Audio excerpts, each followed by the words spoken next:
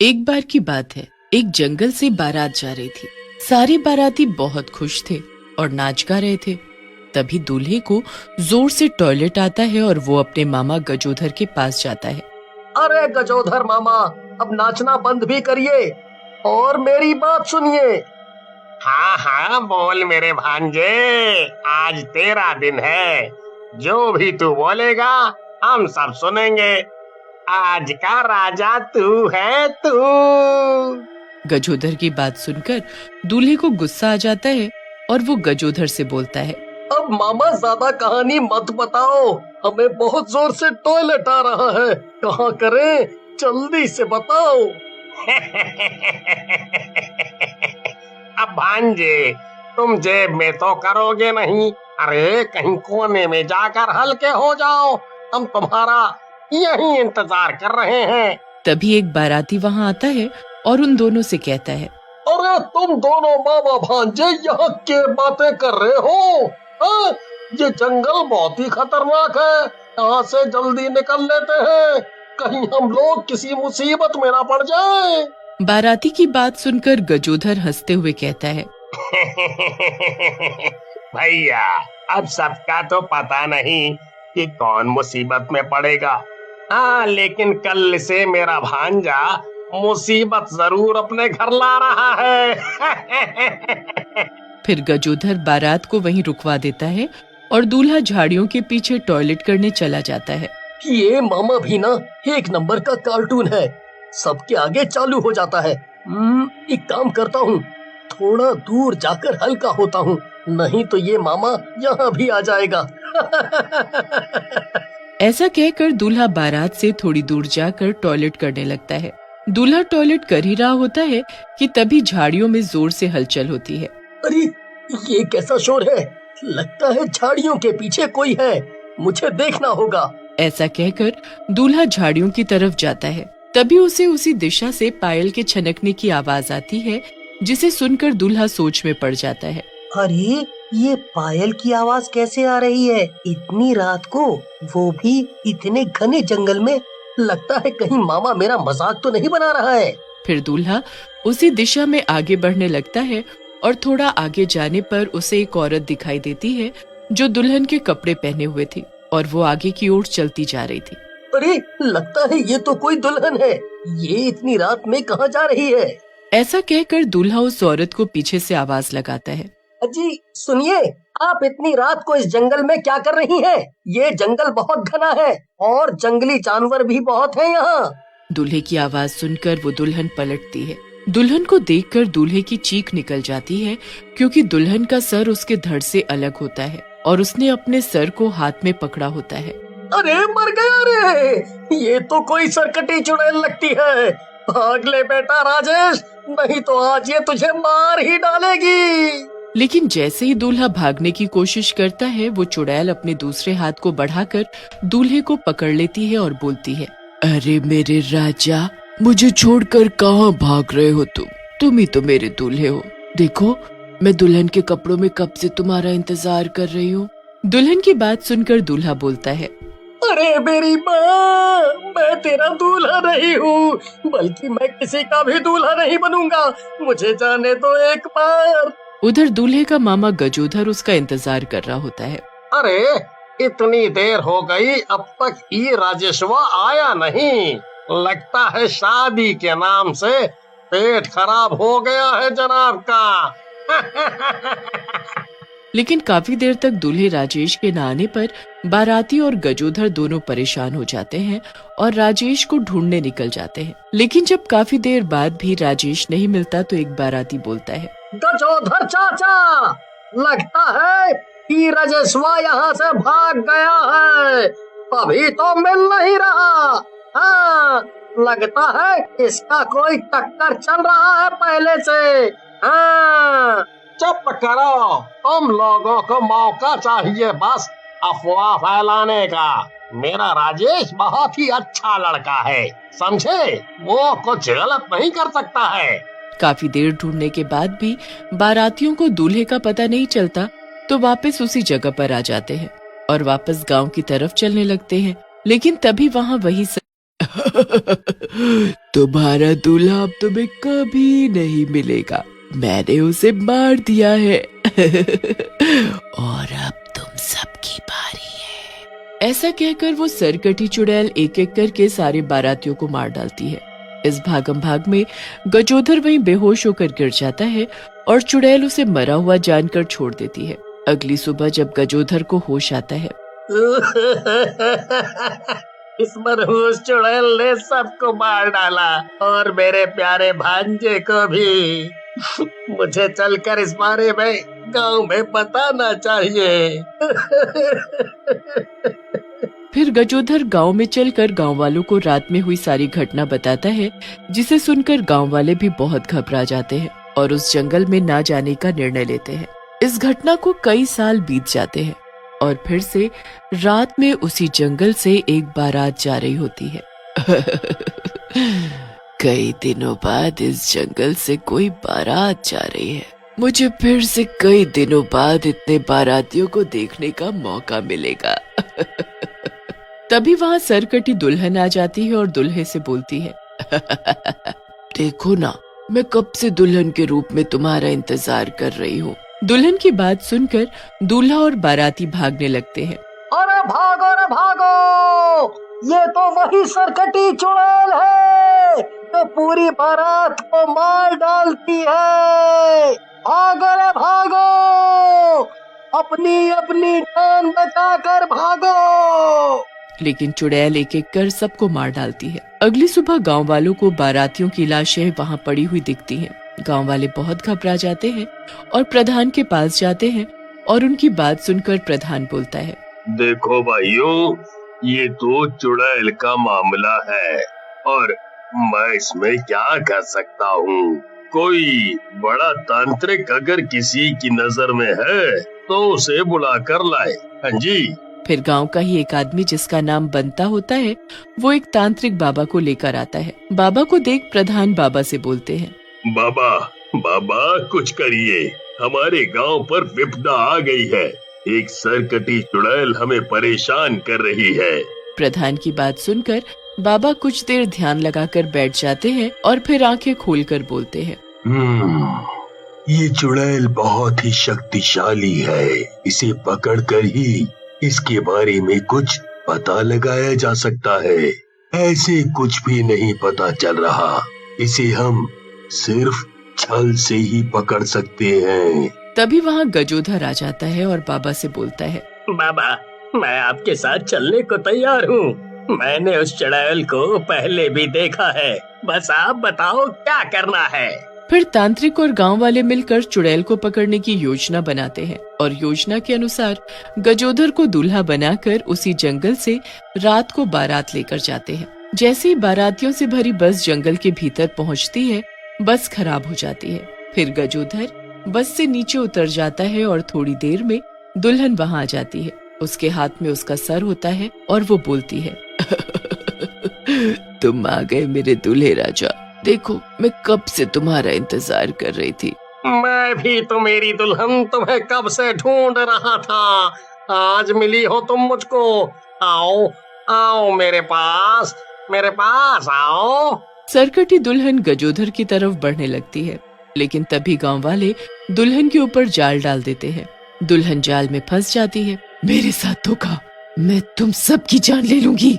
तभी वहाँ साधु बाबा भी आ जाते हैं। बाबा को देख चुड़ैल डर जाती है और बोलती है, मेरा नाम रीना था और मेरी शादी होने वाली थी, लेकिन दहेज के लालची मेरे पति ने इस जंगल में लाकर मेरी गर्दन काट कर मुझे मार डाला। तब से मैं यहीं भटक रही हूँ। जब तक वो मुझे नहीं मिलेगा, मैं ऐसे ही भटकती रहूंगी। पर तुम्हारा पति था कौन? तुम उसका नाम बताओ। गजोधर की बात सुनकर चुड़ैल प्रधान की तरफ इशारा करती है। प्रधान डर के मारे सब कुछ बता देता है। गजोधर के कहने पर गांव वाले चुड़ैल को आजाद कर देते हैं। चुड़ैल प्रधान को मार डालती है और बोलती है, मुझे माफ कर दो गांव वालों, मैं बदले की आग में अंधी हो गई थी। मैं अब यहाँ से जा रही हूँ। अब किसी भी गांव वाले को सरकटी दुल्हन नहीं दिखेगी। ऐसा कहकर सरकटी चुड़ैल वहाँ से गायब हो जाती। घने जंगल में एक बूढ़ी चुड़ैल अपनी 3 गायों के साथ रहा करती थी। चुड़ैल की ये गाय कोई साधारण गाय नहीं थी, बल्कि सोने का गोबर देने वाली गाय थी। एक दिन बूढ़ी चुड़ैल अपनी गायों से कहती है, अरे ओ मेरी चंपा, चमेली, गुलाबो, अरे मैं रोज तुम्हें इतना सारा चारा खिलाती हूँ, पर फिर भी तुम तीनों ने इतना कम गोबर किया है। अरे नाशपिटियों, इतने कम सोने के गोबर में अपने शैतान देवता को कैसे खुश कर पाऊंगी? अरे अब मुझे घूर घूर कर देखे जा रही हो? अरे पेट भर कर चारा तो तुमसे खाया नहीं जाता, मुझे घूर कर देख रही हो, जैसे मुझे खा जाओगी क्या? फिर चुड़ैल गुस्से से तीनों गायों को अपनी छड़ी से मारने लगती है। बस एक गुलाबो ही है जो तुम दोनों से ज्यादा गोबर करती है। एक तो मैं तुम तीनों को हरा भरा चारा खिलाती हूँ और तुम हो कि मुझे ठीक से गोबर तक नहीं दे सकती हो। तुम्हारे सोने के गोबर से ही तो मैं अपने शैतान देवता को खुश कर पाऊंगी और फिर से पहले जैसे जवान और खूबसूरत चुड़ैल बन जाऊंगी।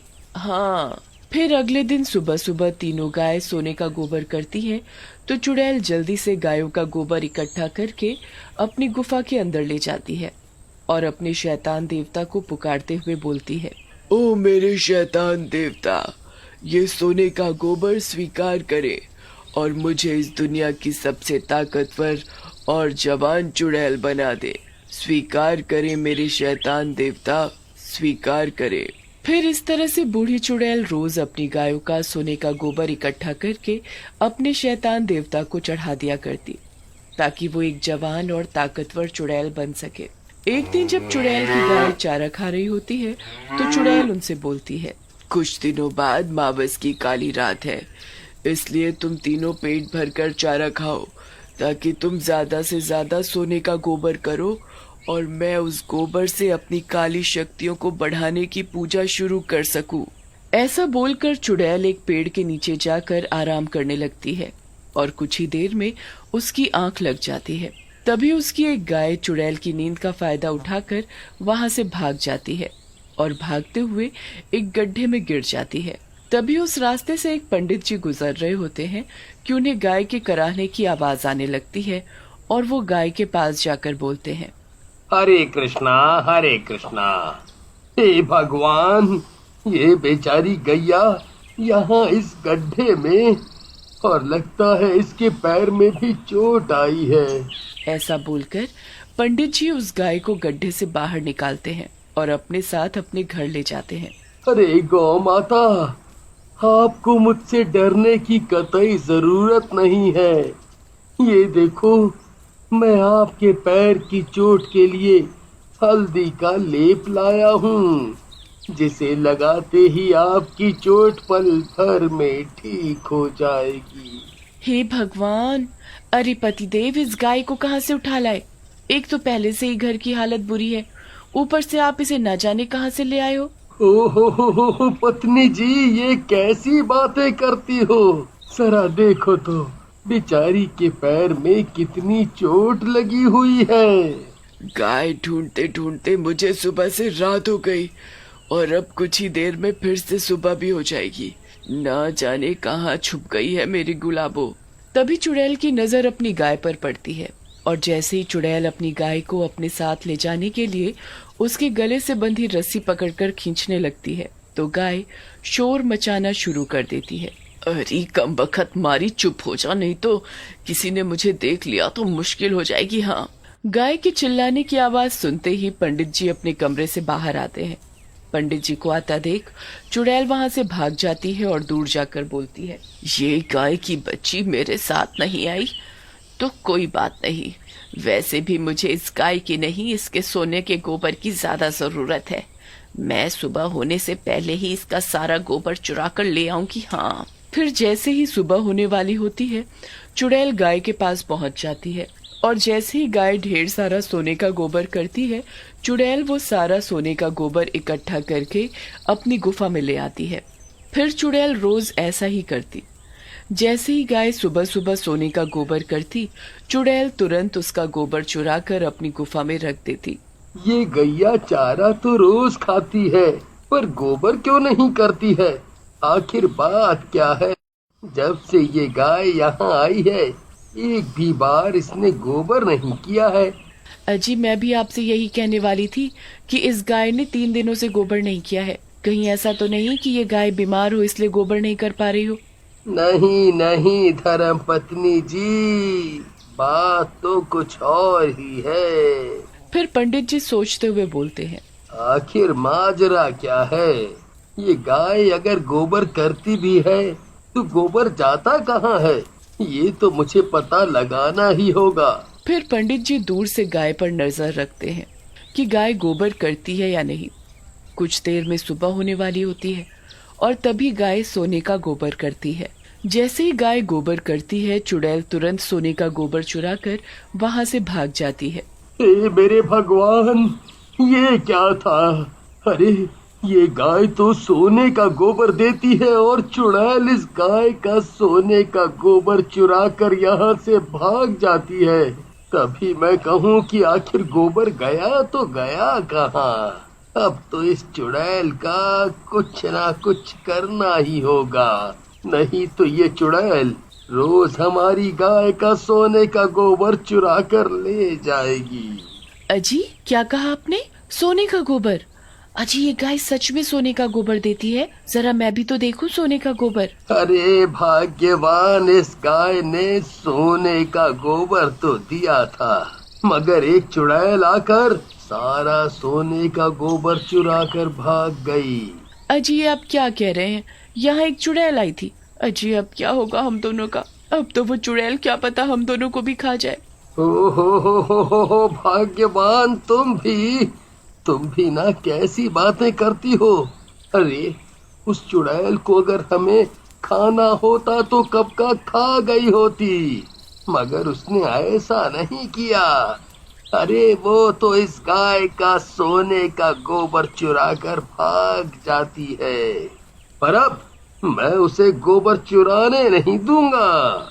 फिर पंडित जी मंदिर से गंगा जल लेकर आते हैं और पूरे आंगन में और गाय के ऊपर, उसके आसपास सब जगह मंत्र पढ़ते हुए गंगा जल छिड़क देते हैं। रात होते ही चुड़ैल फिर से गोबर लेने आती है और जैसे ही गाय गोबर करती है तो चुड़ैल उसे लेने के लिए आंगन में जाती है। आंगन में जाते ही चुड़ैल की शक्तियां कम होने लगती हैं और उसका सारा बदन जलने लगता है।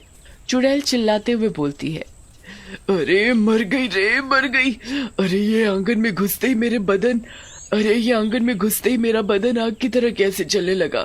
अरे क्या कर दिया कमबख्त मारे ने, क्या कर दिया? मेरी गाय का गोबर चुराती है, रुक कभी अपने मंत्रों की शक्ति से तुझे भस्म करता हूँ। ओ पंडित, क्या कहा तूने? मेरी गाय? अरे ये मेरी गाय है, मेरी गाय जिसे तूने अपने घर में रख लिया है और अब तो मैं इसे अपने साथ लेकर जाऊंगी। हाँ, ऐसे कैसे लेकर जाएगी? ये गाय हमारे घर में है तो हमारी हुई, और अब तो मैं तुझे न गाय ले जाने दूंगी और न गाय का गोबर चुराने दूंगी। हाँ, तू ऐसे नहीं मारेगी, रुक अभी मजा चखाती हूँ तुझे। फिर चुड़ैल जोर जोर से हंसते हुए रेखा का गला पकड़ लेती है और उसे दूर पटक देती है। फिर पंडित जी अपने लोटे से गंगा जल लेकर चुड़ैल के ऊपर छिड़कते हैं। गंगा जल की छींट पड़ते ही चुड़ैल जोर जोर से चीखने लगती है। अरे पंडित, ये तो क्या कर रहा है? अरे इस गंगा जल से मेरा पूरा बदन जल रहा है। अब मैं क्या करूं? कल मावस की काली रात है। अब अगर मुझे सोने का ढेर सारा गोबर नहीं मिला तो मेरी पूजा अधूरी रह जाएगी और मुझे शैतानी शक्तियां नहीं मिल पाएंगी। फिर चुड़ैल पंडित का गला पकड़ लेती है और उसे हवा में लटका देती है। पंडित, तुझे क्या लगा कि मैं कोई ऐसी वैसी चुड़ैल हूँ जो तेरे गंगा जल से जलकर भस्म हो जाऊंगी? अभी तू जानता नहीं है मेरी ताकत को। अरे बहुत जल्द मैं इस दुनिया की सबसे ताकतवर चुड़ैल बनने वाली हूँ। फिर मैं तुझे तो क्या, इस पूरे गांव को नष्ट कर दूंगी। तभी रेखा पीछे से चुड़ैल के सिर पर जोर से डंडा मारती है। चुड़ैल डंडा खाते ही जमीन पर गिर पड़ती है। फिर तभी पंडित जी जल्दी से जाकर मंदिर से बजरंग बली जी का भभूत लेकर आते हैं और चुड़ैल के ऊपर डाल देते हैं। जैसे ही चुड़ैल के शरीर पर बजरंग बली जी की भभूत पड़ती है, चुड़ैल तुरंत ही जलकर राख बन जाती है। अजी अच्छा हुआ जो चुड़ैल मर गई, नहीं तो हमारी गाय का सारा सोने का गोबर चुरा लेती। फिर पंडित जी और उसकी पत्नी रेखा गाय के साथ मिलजुल कर खुशी खुशी रहने लगते हैं।